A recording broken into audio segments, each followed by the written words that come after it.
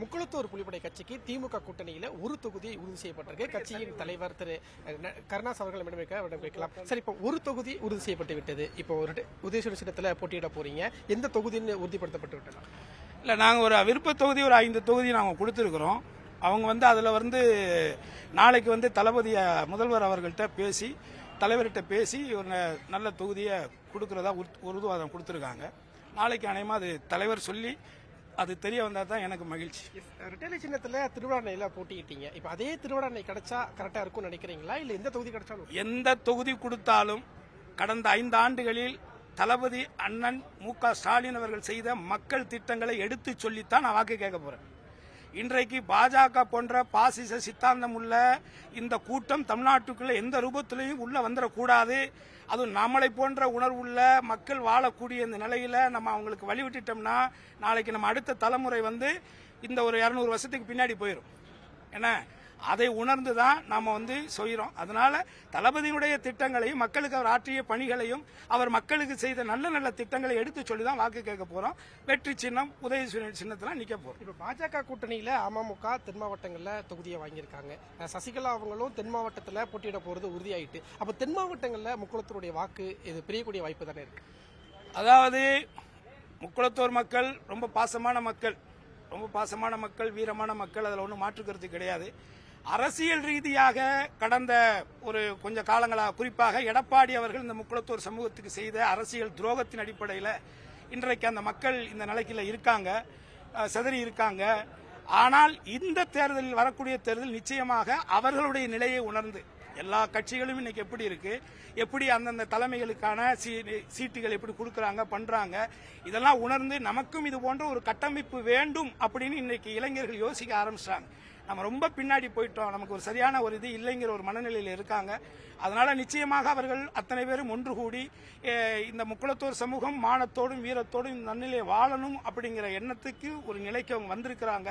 அதனால நிச்சயமாக அவர்கள் அதை உணர்ந்து வாக்களிப்பாங்கன்னு நான் நம்புறேன். மக்கள் நீதி மையம் போட்டி இல்லைன்னு சொல்லிட்டாங்க. ஆனா மக்கள் நீதி கட்சிக்கு சீட்டு கொடுக்கணும், அவங்களே நம்ம கூட்டணிக்குள்ள போட்டியிட வைக்கணும்னு விசிக தலைவர் திருமாவளவன் போன்றவர்கள் அறிக்கை விட்டுருக்காங்க. உங்களுடைய பார்வை? இல்ல, நம்ம ஒரு மதசார்பற்ற ஒரு சமூகத்தை உருவாக்கணும், ஒரு மதசார்பற்ற ஒரு நிலை நம்ம தமிழ்நாட்டில் உறுதியாக இருக்கணும் அப்படிங்கிற நல்ல எண்ணத்துல தான் கம்யூனிஸ்ட் போன்ற திருமாவளவனை போன்றவர்கள் எல்லாம் நினைக்கிறாங்க. அந்த எண்ணத்துல தான் அவர் அண்ணன் கமலஹாசன் அவர்கள் எப்போதுமே அவர் நம்ம தமிழ் மீதும் தமிழர்கள் மீதும் ஒரு பிடிப்புள்ளவர்.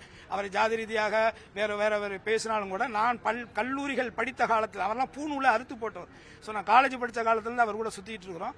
அதனால அது ஒன்று. ஆனால் இன்றைக்கு இருக்கக்கூடிய நிலையை உணர்ந்து, நெருக்கடிகளை உணர்ந்து, சூழ்நிலையை உணர்ந்துதான் அவர் இந்த நல்ல முடிவை ஒரு தியாக உணர்வோடு அவர் எடுத்திருக்கிறார். முதல்வர் சொன்ன மாதிரி அவர் ஒரு தியாகம் செஞ்சிருக்கார் தமிழ்நாட்டுக்கும் தமிழர்களுக்காகவும். இன்னும் சொல்லப்போனா இந்த மதசார்பற்ற முற்போக்கு கூட்டணி வெற்றி எந்த ரூபத்திலும் சிதறிவிடக் கூடாது, வாக்குகள் சிதறிவிடக் கூடாதுங்கிற உயர்ந்த எண்ணத்துல தான் பத்மஸ்ரீ அவர்கள் இந்த முடிவு எடுத்திருக்கார். தாவேகா களத்தில் இருக்கிறாங்க, அதிமுக பாஜக கூட்டணி இருக்கிறாங்க, என்டிகே இருக்கிறாங்க. நீங்க விரைவில் பிரச்சாரம் பண்ண போறீங்க. உங்க பிரச்சார வியூகம்லாம் எப்படி இருக்கும்? எனக்கு என்ன பிரச்சாரம்? மைக்க கொடுத்தீங்கன்னா பேச போறேன். தளபதி செய்த 5 ஆண்டுகள் செய்த நல்ல திட்டங்களை சொல்ல போறேன். நீங்க ஏன் பிஜேபிக்கு ஓட்டு போடக்கூடாதுன்னு சொல்ல போறேன். இன்னைக்கு எப்படி பண்றாங்க பாத்தீங்களா? ரெட்டலையை முழுங்கிட்டாங்களா? இப்பவே 40 தொகுதியில ரெட்டலையை முழுங்கியாச்சு. அப்புறம் நாளைக்கு ஒருவேளை நீங்க ஓட்டு கிட்ட போட்டா வாய்ப்பு இல்ல, பட் சொல்றேன், நாளைக்கு என்னாங்க ஏடிஎம்கே ஆபீஸையும் முழுங்கிடுவாங்க. இதைத்தான் ஆரம்பத்தில் சொல்லிட்டே இருக்கு. இப்ப அவருக்கு எடப்பாடியை பொறுத்த வரைக்கும் அவர் உருவாக்கின கட்சி இல்ல, இது புரட்சி தலைவர் உருவாக்கி புரட்சி தலைவர் அம்மா தியாகம் பண்ணி வளர்த்த ஒரு கட்சி. அவர் இன்னைக்கு ஏதோ காத்துல பேப்பர் பறந்து பனைமரத்தில் போய் ஒட்டின கதையே சிஎமானவர் தான்.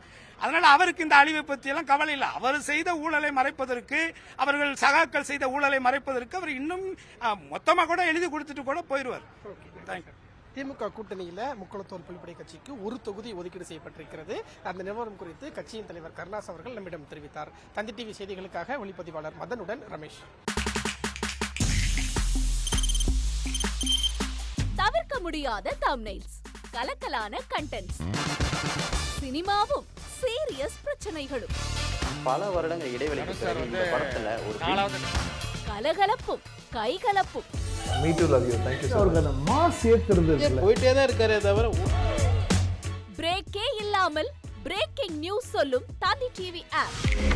இன்ஸ்டா தலைமுறை வரை இறங்கி அடிக்கும் தந்தி டிவியின் டிஜிட்டல் எக்ஸ்க்ளூசிவ். அது தண்ணிக்குள்ள போகும்போது ஹேங் ஆயிடுச்சு. ஸோ உங்களுக்கு விஜய் சார் எந்த அளவுக்கு ரொம்ப பிடிக்கும்? Of course, Malayalis are huge Vijay sir fans. ரெண்டு பேருமே ரொம்ப பிடிக்கும் எனக்கு. தந்தி டிவி ஆப்பை இலவசமா டவுன்லோட் செய்யுங்க. ஃபாலோ பண்ணுங்க, சப்ஸ்கிரைப் பண்ணுங்க, என்ஜாய் பண்ணுங்க.